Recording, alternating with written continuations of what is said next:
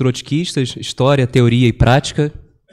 A mesa é composta pelo Carlos Prado, é doutorando em História na Federal Fluminense e professor na Federal do Mato Grosso do Sul. Pelo Renato Fernandes, que é doutorando em Ciência Política? Em Ciência Política aqui na Unicamp. E por mim, Márcio Monteiro, sou doutorando em História também na Federal Fluminense. Achei legal mencionar que essa mesa, na verdade, ela é, digamos assim, uma terceira edição já, lá na UF, né, na Federal Fluminense. A gente, com composições diferentes, já organizou em 2 eventos, em 2 ocasiões diferentes, mesas sobre história do trotskismo, nessa tentativa de reunir trabalhos, pesquisadores que estão conduzindo atualmente investigações sobre a história do movimento. Inclusive, nas duas outras edições que a gente organizou, teve pessoas daqui da Unicamp, né, pesquisadoras daqui da casa, então é legal que agora a gente faça o movimento contrário de vir para cá. Inclusive, tem um grupo de pesquisa aqui, né, acho que o Renato pode falar um pouco depois. Lá na UF a gente também tentou organizar, não foi muito para frente, mas segue aí uma tentativa de estar aglutinando e criando contatos, né, entre quem está pesquisando o pensamento de Trotsky ou a história do movimento trotskista. Bom, sem mais delongas, a gente combinou aqui de fazer falas de 20, 25 minutos. No final das 3 falas, abrir para intervenções, questões, perguntas. E a gente vai seguir aqui uma ordem cronológica, então a primeira fala vai ser a do Carlos. Bom, boa tarde. Para quem chegou depois, meu nome é Márcio Monteiro. Agradeço ao Renato pela fala. Agradeço a presença de todos e todas. Essa minha apresentação, ela é, digamos assim, um grande resumo dos resultados de uma pesquisa de mestrado, já concluída em 2016. O título aqui é o mesmo título da minha dissertação, né, Movimento Trotskista Internacional e as Revoluções do Pós-Guerra, uma análise de suas releituras teóricas e programáticas, pegando aí de 1944, até 63. Bom, primeiramente, por que abordar esse tema, né? O trotskismo é até motivo de piadas muitas vezes, né? A gente sabe, é um movimento político extremamente fragmentado. Só que no Brasil, talvez a gente tenha até mais de 10 organizações facilmente contabilizadas que reivindicam o trotskismo. Todavia, essa fragmentação ela não é meramente organizativa, né? Se a gente analisa de perto essas várias organizações que reivindicam de uma forma ou de outra o legado do pensamento de Leon Trotsky, o legado dessas lutas, como, por exemplo, que o Carlos mencionou, né, da oposição de esquerda aqui no Brasil, vai passar pela Quarta Internacional em 1938. Se a gente analisa de perto essas várias organizações, a gente vê que elas não só, muitas vezes, têm posições diferentes frente a desafios da luta de classes, né, frente a, enfim, demandas aí das lutas nas quais elas estão envolvidas, como muitas vezes também o arcabouço teórico-programático mobilizado por elas para interpretar e atuar nesses eventos é muito diferente entre si, né, apesar dessa reivindicação comum ao nome do trotskismo, ao passado da Quarta Internacional. Então, o objetivo da pesquisa foi tentar entender um pouco o porquê dessa diferença, né? Tentar entender um pouco as origens desses vários troncos históricos do trotskismo e das suas diferentes posições. Por que esse recorte temporal 44-63? Bom, a Quarta Internacional ela é fundada em 1938, após um longo período de gestação como oposição pública da Internacional Comunista, né? Mesmo expulsos, os trotskistas que se organizavam se reivindicando como parte da Internacional. Em 1938 eles abandonam essa postura, na verdade alguns anos antes, né, e em 1938 culmina na construção já de uma organização independente, que é a Quarta. Mas ela é uma organização que passa por muitas dificuldades, não só a repressão das burguesias liberais, não só a repressão dos fascistas, mas muitas vezes, talvez até principalmente em alguns casos, a repressão stalinista, né? Os primeiros quadros internacionais a liderarem o movimento trotskista internacional são brutalmente assassinados. É algo do nível, literalmente, de uma pessoa integrar o secretariado internacional do movimento, no dia seguinte ser encontrada morta boiando no Rio Sena. Bom, além disso, a Segunda Guerra Mundial impõe uma dura condição de afastamento entre as seções nacionais. Então, em 1944, é um momento de reorganização, depois da perda de quadros muito importantes, incluindo o próprio Trotsky, e de reorganização também no sentido de restabelecer vínculos que foram em grande parte perdidos durante a guerra. E por que eu paro em 63? Porque em 63, depois de algumas divisões que ocorrem nos anos 50, esse processo de crise, de fragmentação do movimento trotskista tem uma inflexão importante, que é a reaglutinação no chamado Secretariado Unificado de alguns setores que haviam se separado em 53, mas a continuação em separado de outras organizações no chamado Comitê Internacional, que é esse primeiro grande racha internacional do movimento trotskista que surge 10 anos antes, em 1953. Essa reunificação parcial, ela mal vai durar, né? Já, em alguns poucos anos já surgem frações internas dentro do secretariado unificado. Dentro do Comitê Internacional também não vai demorar muito para surgirem novas diferenças e levar a mais divisões, mas ainda assim 63 é um marco importante do movimento trotskista, principalmente porque as polêmicas que vão surgir a partir daí, né, daí em diante, nos anos 60, 70, umas polêmicas sobre adotar ou não a via guerrilheira, que é um grande debate, né, nessa época, elas, por mais que tragam, sem dúvidas, elementos novos, não alteram o núcleo fundamental de alguns dos troncos históricos que vão surgir já nos anos 50 e no início dos anos 60, e que a gente conhece até hoje, né? Mandelismo, morenismo, lambertismo, algumas correntes menos conhecidas aqui na América Latina e no Brasil, como a corrente do Gary Healy na Inglaterra, apesar delas adquirirem novas características a partir dos anos 60, não obstante, o núcleo fundamental que vai caracterizar ela já está gestado nessas disputas aí desse período que eu vou abordar. Bom, se a gente pega as narrativas produzidas sobre a história desse movimento, e o fato da gente ter pesquisas, né, como as que a gente está apresentando aqui, produzidas em âmbito acadêmico, trabalhando com grande volume de fontes, isso é algo relativamente novo, relativamente recente. Principalmente abordando o movimento no seu escopo internacional. Até por uma questão de fontes mesmo, né? A gente está falando de um movimento espalhado por vários países, vários continentes. Agora, com a internet, com a digitalização de fontes, se torna muito mais fácil, muito mais prático poder estudar o movimento no seu âmbito internacional. O que a gente tem, então, frente a esse pouco número de pesquisas acadêmicas, são as próprias narrativas das organizações, se apresentando para a sua militância, para as pessoas que elas buscam disputar. E por mais que tenham elementos de verdade, elementos importantes que a gente tem que prestar atenção nessas narrativas das próprias organizações, trazendo aí uma característica geralmente comum dessas histórias produzidas por organizações políticas, elas têm também um tom muito justificador e muitas vezes omitem posições, distorcem debates, porque tem o objetivo fundamental de apresentar a sua corrente como a legítima corrente do trotskismo, né? E não obstante as várias narrativas que a gente tem aí de cada tronco histórico do trotskismo do pós-guerra, é possível dividir mais ou menos em dois grandes blocos essas narrativas. Um primeiro bloco, que é principalmente aquele associado ao Secretariado Unificado que vai surgir em 63, e as lideranças que vão participar ali do Secretariado Unificado, já desde os anos anteriores, né? A gente vai ter uma narrativa que vai dizer o seguinte: no pós-guerra a gente teve revoluções que tinham peculiaridades importantes e estabeleceram desafios frente ao programa, às análises que os trotskistas herdavam já do período anterior, principalmente as análises do próprio Trotsky, da Revolução Permanente, da crise de direção. Em frente a esses desafios, a ala majoritária, que no caso é essa própria ala que está escrevendo, né, vai afirmar que, bom, eram revoluções não ideais, não puras, com problemas, mas que essa ala majoritária soube fazer as adaptações necessárias no seu programa, na sua estratégia, nas suas táticas, para lidar com esse movimento, com esses fenômenos. Enquanto que uma ala minoritária, que é a ala que vai romper em 53, seria uma ala sectária, que, frente a revoluções que não conformam ali o ideal, ao padrão esperado, buscam negar a participação, buscam negar determinados aspectos daqueles fenômenos. Enfim, são os sensatos de um lado e os sectários do outro. A gente pode ver isso, por exemplo, num livro que talvez seja mais fácil acesso aqui em português, porque foi editado em Portugal, que é Os Trotskismos, do Eduardo Ben Said, ou uma obra que está disponível em inglês no o arquivo marxista da internet, do Pierre Frank, que é A Longa Marcha, né? O título em inglês, mas traduzindo A Longa Marcha dos Trotskistas, uma história da Quarta Internacional, vão ter em linhas gerais essa narrativa.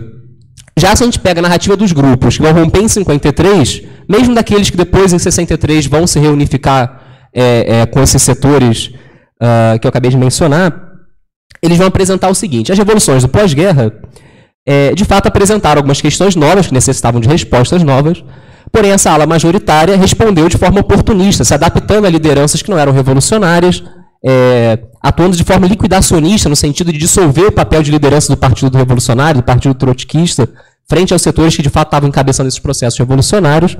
E, em geral, vão botar a grande culpa da crise do movimento trotskista no chamado revisionismo pablista, que são as ideias apresentadas por Michel Pablo, um importante dirigente internacional desse momento pós-Segunda Guerra. E, é claro, esse próprio setor vai se apresentar como o setor que resistiu ao revisionismo, que resgatou a ortodoxia, que representou ali, digamos, a salvaguarda do legítimo trotskismo nesse momento de crise. Bom, por mais que essas várias narrativas... isso a gente pode encontrar aqui no Brasil, por exemplo, no livro editado pela editora Sanderman, né, da Alicia Sagra, que vai trazer ali a visão da corrente morenista. Tem uma obra também da corrente morenista, mas já mais antiga, da Mercedes Petit, também é fácil de achar na internet, vai trazer essa narrativa muito parecida.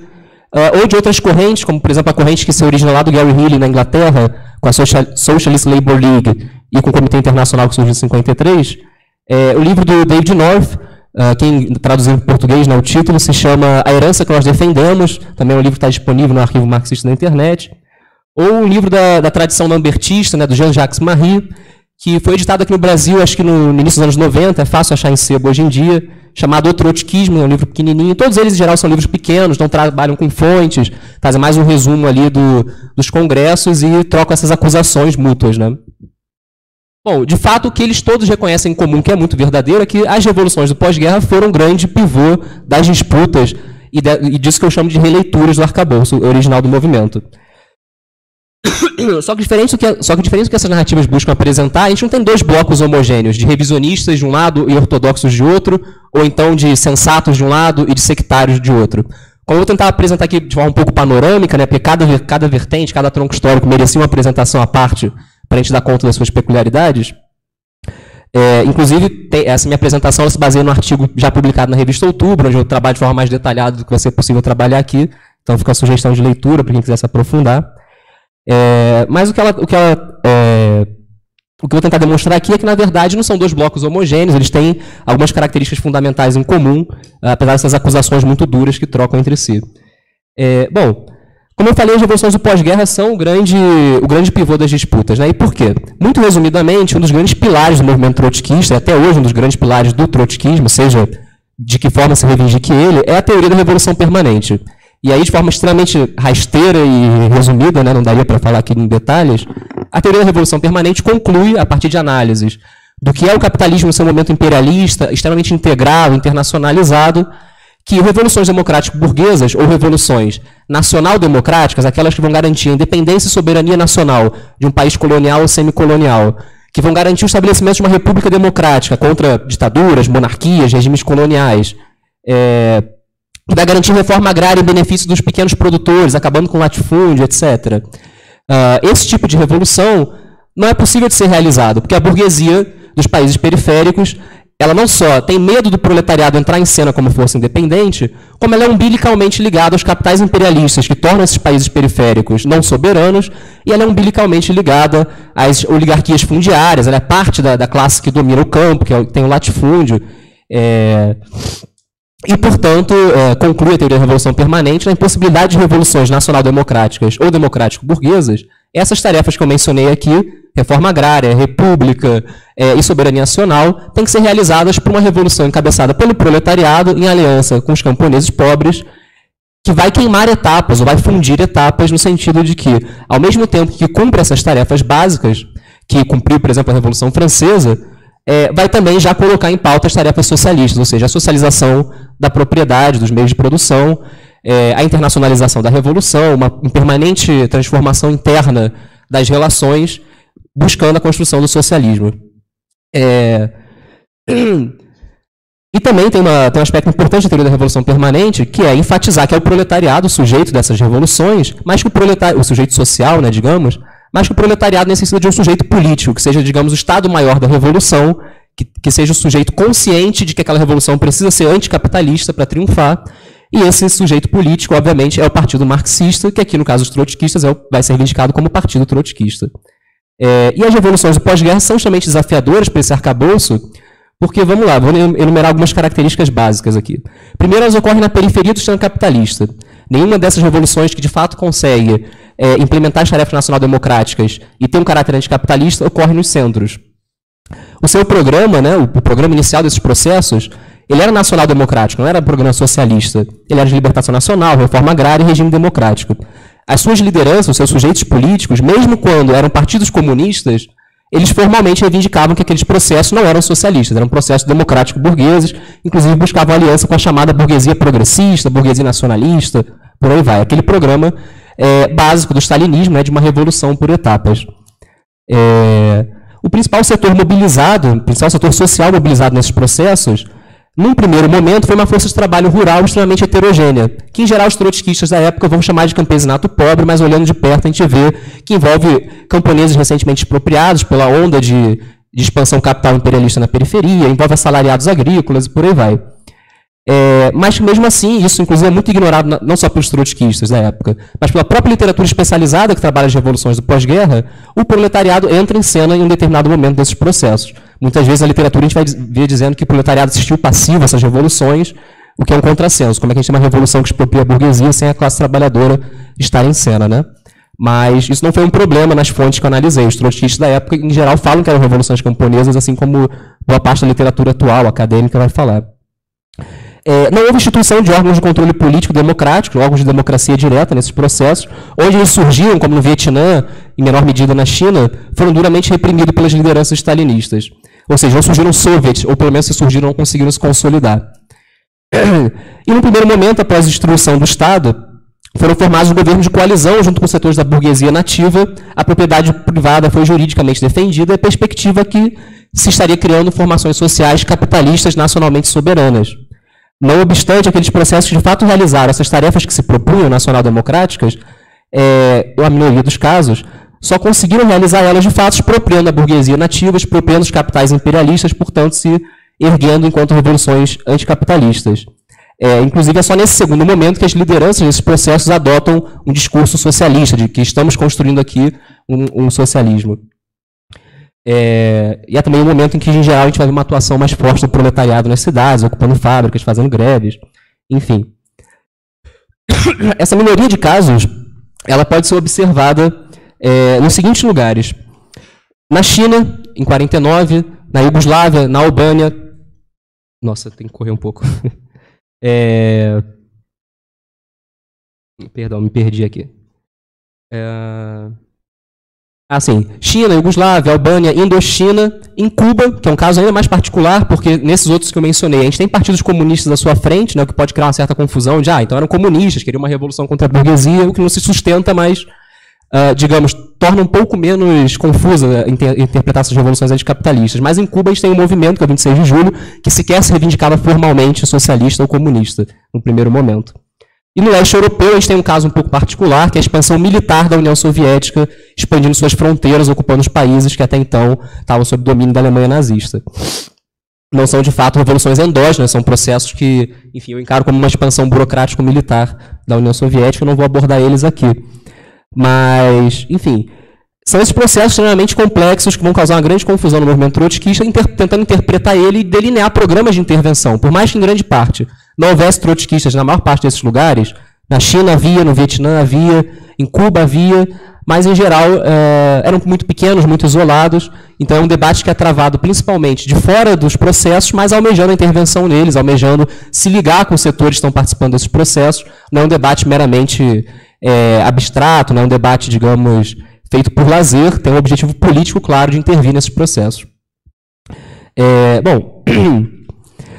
Essa chamada ala majoritária, né, que é basicamente o setor que em 53 vai permanecer como quarto internacional, numericamente vai ser maior do que os que vão se retirar, acusando esse setor majoritário de revisionista, e que vai ser liderado aí, ao longo desse período pós-guerra, por nomes como Michel Pablo, Ernest Mandel, Lívio Maitan e Pierre Franck. Em determinado momento, o Michel Pablo vai romper com esses outros nomes que eu mencionei, vai romper com a própria quarta internacional, mas durante um bom tempo ele é também um dos operadores dessa política que eu vou mencionar aqui agora, que, frente a esses processos, primeiramente frente à expansão soviética no leste europeu, vai introduzir no arcabouço do movimento trotskista uma novidade, que é a possibilidade de uma transição gradual à ditadura do proletariado. Essa teoria da revolução permanente afirma que não há possibilidade de etapas intermediárias. Esse setor majoritário vai travar uma série de debates no final dos anos 40 e início dos anos 50, afirmando que a ocupação soviética do leste europeu está gradualmente transformando aquelas formações sociais em formações sociais não capitalistas. Porém, é gradual. Elas são um estágio intermediário nesse momento que eles estão debatendo ali da virada dos anos 40 para os anos 50. Para definir essa absorção da União Soviética desses estados satélites, né, eles vão lançar a categoria de assimilação estrutural, que vai apontar principalmente esse caráter gradual de transformação. E essa lógica gradualista vai ser aplicada depois para interpretar o caso da Iugoslávia, que se apresenta para o movimento trotskista de forma muito contundente, por conta da ruptura do Tito com Stalin em 48, que vai gerar todo um debate, uma solidariedade, inclusive, com o regime iugoslavo por parte do movimento trotskista. E para explicar esse processo, no momento que eles estão debatendo, ocorre também a Revolução Chinesa, então é um debate conjunto do que houve na Iugoslávia e o que houve na China. Esse setor majoritário vai trabalhar com uma redefinição da ideia de governo operário camponês, que antes era usado desde a Internacional Comunista como um termo, digamos, mais simpático do que ditadura do proletariado, para definir o que os comunistas buscavam, mas que aqui vai ser completamente redefinido para dizer que o governo operário camponês é um regime transitório, capitalista, porém fazendo a transição para a ditadura do proletariado, ou com potencial de fazer a transição para a ditadura do proletariado, liderado por sujeitos revolucionários que são centristas em vias de se tornar revolucionários, e que, portanto, podem ser pressionados a fazer essa transição, a concluir essa transição e estabelecer, de fato, a ditadura do proletariado. Portanto, os partidos stalinistas à frente desses processos, eles não vão ser mais vistos como contra-revolucionários. Eles vão ser vistos como eu mencionei, centristas e com a possibilidade de se tornarem, de fato, revolucionários, e daí vai vir a ideia de que eles têm que ser apoiados criticamente pelos trotskistas. Como eu falei rapidamente aqui, mencionei, ocorre uma campanha de solidariedade com Tito, com o regime de Tito, inclusive no momento em que Tito, ao romper com Stalin, faz uma conferência no Iugoslávia, deixando claro que os comunistas iugoslavos podem ficar calmos com a acusação que Stalin faz ao Tito de ser trotskista, por estar rompendo com Moscou, porque, entre aspas, nós sabemos lidar muito bem com nossos trotskistas. E todo mundo sabe o que isso significa vindo de um stalinista, né? Ainda assim, há uma grande solidariedade com o regime, envios de delegações para a Iugoslávia, brigadas de trabalho, publicação de um jornal na França financiado pela Embaixada Iugoslava, e por aí vai. Há, de fato, uma grande empolgação com esse processo, na ideia de que o Partido Comunista Iugoslavo deixou de ser contra-revolucionário, deixou de ser stalinista, porque rompeu na prática com o etapismo, portanto tem que ser apoiado criticamente, e aí, inclusive, a ausência de órgãos democráticos, de democracia direta da classe trabalhadora, não é visto como um problema. Esse setor majoritário vai dizer que há deformações burocráticas nesse Estado, porém essas deformações burocráticas não são qualitativas, elas podem ser reformadas pelo próprio regime, desde que haja uma ala esquerda que faça a pressão, que traga a consciência revolucionária para o regime. Portanto, não há necessidade, como se defendia por causa da União Soviética, de uma revolução política, de uma derrubada violenta vinda de baixo da classe trabalhadora contra a burocracia que havia, na análise dos trotskistas, usurpado o poder da classe trabalhadora. Portanto, sequer se definem esses estados, China e Iugoslávia, como estados operários burocraticamente deformados, como era o caso da caracterização feita para a União Soviética e para os estados satélites no leste europeu. Se dizia que eram estados operários com deformações passíveis de serem corrigidas. E mais particularmente o Pablo, o Michel Pablo, vai ter uma contribuição pessoal para esse debate, que vão ser teses segundo as quais a gente está ali no momento de guerra da Coreia, começo da Guerra Fria, né? Então vamos contextualizar também para não parecer algo de outro mundo. Ele vai definir que existe a possibilidade concreta de uma terceira guerra mundial, que essa terceira guerra mundial vai se dar entre Estados Unidos e União Soviética, e que, portanto, os partidos comunistas e stalinistas ao redor do mundo vão operar um giro revolucionário para defender a União Soviética contra a ameaça imperialista. E esse giro revolucionário vai levar ao poder os partidos comunistas e stalinistas, criar um longo período de dominação desses partidos, e, portanto, seria tarefa dos trotskistas se dissolverem dentro dos partidos comunistas e stalinistas. Ele vai chamar isso de um entrismo sui generis, é uma forma de entrismo diferente daquela que vai ser elaborada pelo Trotsky e seus aliados antes da guerra, porque isso está nos documentos e tal. O programa trotskista tem que ser mascarado, para não ser expulso, obviamente, dos partidos comunistas que não admitiam, na sua estrutura burocratizada, tendências, frações, divergências. Então, os trotskistas, basicamente, têm que entrar lá, não se apresentarem como trotskistas, porque os partidos comunistas seriam levados pelas forças objetivas ao poder, e uma vez lá, os trotskistas poderiam atuar como uma ala de pressão interna para corrigir deformações, enfim, melhorar os regimes que seriam criados a partir dessa pressão toda. Porém, a ala minoritária que vai chamar esses setores de revisionistas, ela vai enfatizar muito as ideias do Pablo. E as ideias do Pablo não têm uma sobrevivência tão longa assim. Já no 4º Congresso Mundial, ele volta atrás nessas teses, ele reconhece que há um arrefecimento das relações entre Estados Unidos e União Soviética, que não existe mais a iminência de uma terceira guerra mundial, e, portanto, ele ameniza um pouco essas suas ideias e propostas. E é importante mencionar isso, porque assim a gente entende como que alguns setores puderam romper em 53 acusando o revisionismo pablista de destruir a Quarta Internacional e voltaram 10 anos depois apesar de não ter ocorrido uma alteração das teses fundamentais desse setor. Então, bom, indo agora para esse setor minoritário, que vai se reivindicar antipablista ou trotskista ortodoxo, e aí eu estou falando principalmente dos setores que vão originalmente compor o Comitê Internacional em 53, vão fazer essa primeira grande ruptura do movimento, né? Então é principalmente o SWP dos Estados Unidos, a Socialist Labour League da Inglaterra, o PCI francês, que na verdade ele racha ao meio por conta da pressão que vem da direção internacional para que ele se dissolva no Partido Comunista Francês. Uma ala majoritária vai se recusar a aceitar isso e é expulsa da Quarta Internacional, então na verdade precede até a ruptura de 53, isso é um ano antes. E na América Latina a gente tem o SLATO, né, o Secretariado Latino-Americano Trotismo Ortodoxo, que vai ser liderado pelo Nahuel Moreno, do qual o Renato já falou um pouco. E essas vão ser as forças principais do Comitê Internacional de 53. Vão ter outras, mas são as principais. Bom, me apressando um pouco aqui, porque eu já cheguei aos 20 minutos. A primeira coisa que é importante destacar, como eu falei lá no início, não são blocos homogêneos nem diametralmente opostos, né? Os supostos ortodoxos e os supostos revisionistas. Por quê? Esses setores que rompem em 53 não vão rever as análises gradualistas que foram utilizadas para explicar a transformação no leste europeu, da Iugoslávia e da China. A diferença que eles vão apresentar não é no sentido da explicação de como que se chegou a uma ditadura do proletariado. É uma divergência mais política, no sentido de que vão negar que se deva apoiar esses regimes, mesmo que criticamente, e que vão negar também que a ausência de democracia proletária é meramente uma deformação burocrática. Vão dizer que, de fato, é necessária uma revolução política que derrube o stalinismo nesses países. Por isso, eles vão acusar o setor majoritário do movimento de liquidacionista, por dissolver a tarefa de liderança do trotskismo nesses lugares de revolução política, de combate ao stalinismo. Algo importante que eu acabei pulando, né? Essa ala majoritária, ao fazer essas análises de que lideranças não revolucionárias podem liderar revoluções, ela acaba, no mundo inteiro, vendo possibilidades de sujeitos não revolucionários encabeçarem processos revolucionários impulsionados pelas chamadas forças objetivas, né? Primeiramente os partidos comunistas, depois eles vão expandir isso, inclusive, para forças reformistas, a partir do exemplo cubano, argelino. Então eles passam realmente a secundarizar o papel de liderança do trotskismo e apostar na possibilidade de pressão sobre outros sujeitos políticos. Por isso vão ser acusados de liquidacionistas por esse setor que rompe em 53. Todavia, como eu mencionei, alguns vão se reaproximar já nos anos 60, principalmente a partir de acordos frente ao processo argelino, né, a guerra de independência da Argélia, e principalmente frente à Revolução Cubana. Eles vão ter acordo de que é necessário um apoio crítico, no caso argelino, à Frente Nacional de Libertação, e um apoio crítico, no caso cubano, ao Movimento 26 de Julho. Vão ter algumas diferenças de caracterização de para onde vão esses processos, mas, em geral, eles vão ter esse acordo fundamental que vai permitir a reunificação parcial do movimento, de que o papel do trotskismo nesses países é ser uma força auxiliar dessas lideranças que já estão colocadas no processo, mesmo que essas lideranças não sejam socialistas revolucionárias, e sim nacional-reformistas, ou nacional-libertadoras, enfim.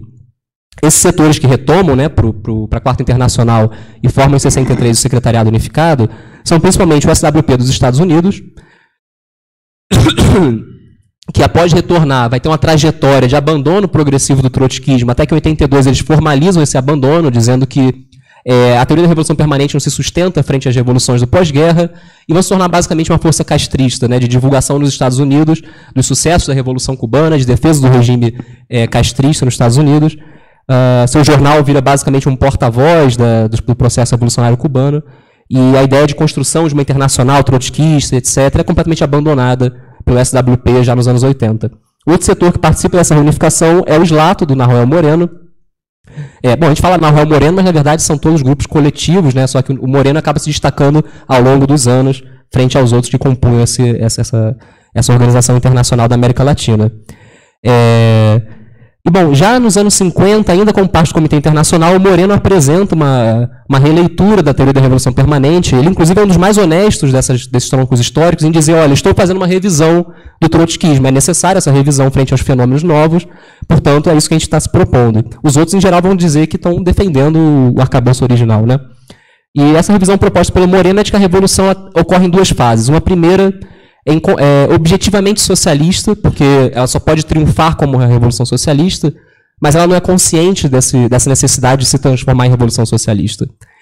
Em termos políticos concretos, o que o Moreno está dizendo é que essa primeira fase da revolução ela vai ser liderada por sujeitos que não vão ser partidos ou organizações socialistas revolucionários e que a tarefa do trotskismo é se juntar a esses sujeitos, empurrar eles à frente nesse processo, para que no segundo momento uma revolução conscientemente socialista ocorra, onde os trotskistas vão de fato tomar a frente do processo e concluir ele como uma revolução anticapitalista.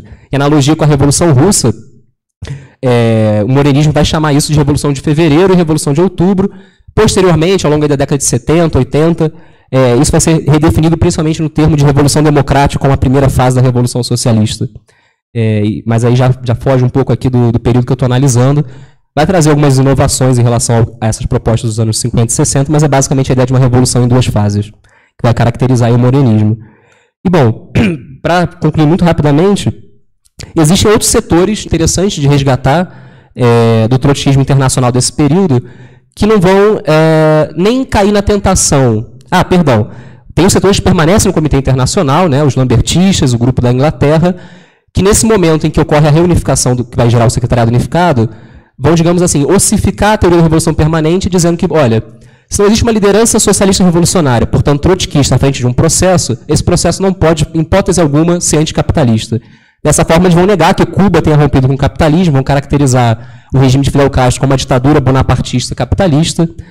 O lambertismo vai rever isso 10 anos depois, mas o grupo inglês, a SLL, vai manter essa caracterização e, enfim, vai ser, digamos assim, de um lado, uma adaptação aos fenômenos complexos que surgem, de outro, uma negação completa dessa complexidade.